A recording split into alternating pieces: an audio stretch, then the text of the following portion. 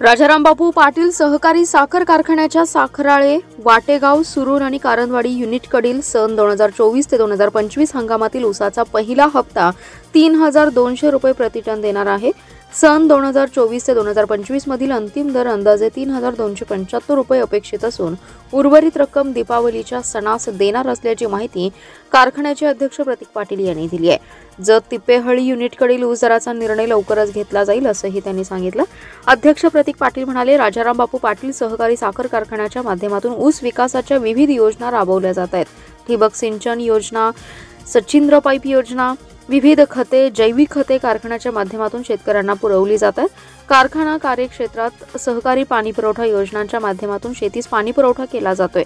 शेती उपयोगी वस्तू कमी दरात शेतकऱ्यांना दिल्या जात आहेत। आमदार जयंत पाटील जलसंपदा मंत्री असताना दुष्काळी भागास पाणी पुरवठा करणाऱ्या योजनांना गती दिल्याने दुष्काळी भागात पाणी उपलब्ध झाले।